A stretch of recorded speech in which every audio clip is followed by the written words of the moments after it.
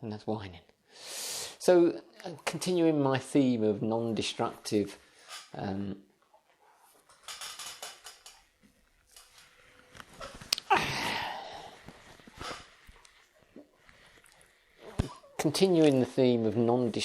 modifications. I can't do that, Gus. Let's have some silence.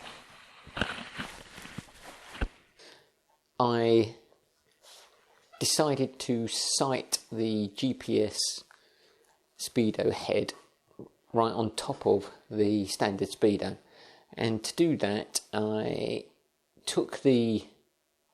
needed to cut down the neoprene sheet. I needed a smaller neoprene foam thing around the instruments, so I took the original off and used that as a template so that I could buy some 15mm stuff, 15mm thick neoprene from eBay, and I bought a sheet that was 200 by 200, so that'd give me enough kind of leeway, and it was reasonably simple to use the original as a template. I just used a piece of cardboard to draw around it, and then a very sharp craft knife to cut it out. You can use some very fine wet and dry, just to smarten up the edges a little bit, because they can be a little bit rough, and that seemed to work okay.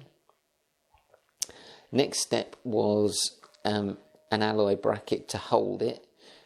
With the kit I bought, which is one of these little boxed HUD things, it has got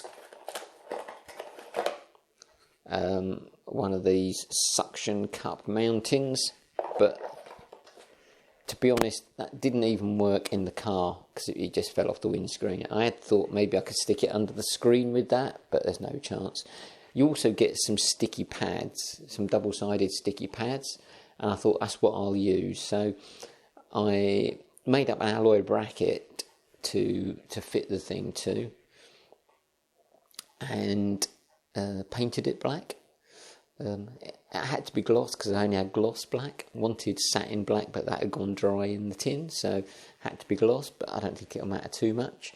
And I managed to fit the alloy bracket with the bolt on the back of the tacho and the screw in the back of the Speedo, and that's a really firm mounting now, really good.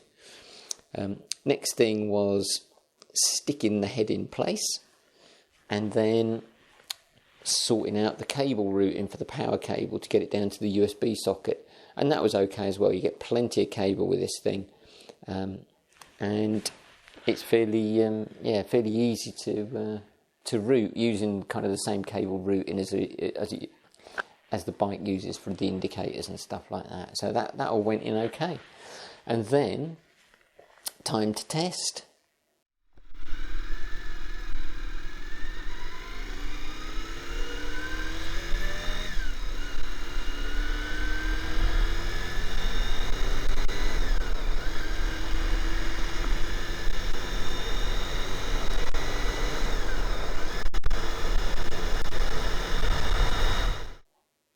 I wanted a good sunny dry day to test, so you can guess what happened there.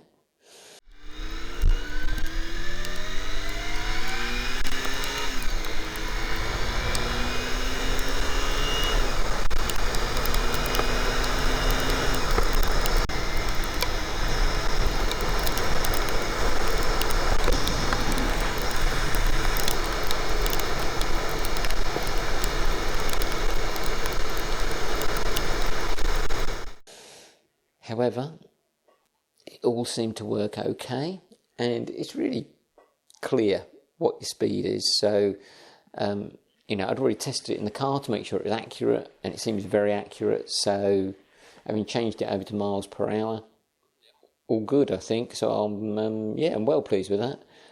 Really clear, and as I say, the whole thing's been non-destructive. I haven't damaged anything on the bike. No drilling, nothing that can't be undone and put back to standard when I want to. Also, this was an opportunity to try out the baffle in the Ganador exhaust, and that's much better. I'm far more pleased with the sound from the exhaust now. It's far more kind of respectable, I guess. It's just not too loud. I don't like it when an exhaust just makes everyone turn around, because you're going to get law enforcement on your case at some point. So yeah, that's the Ganador baffle has worked well as well. So yeah, all good, and on to the next thing, whatever that is.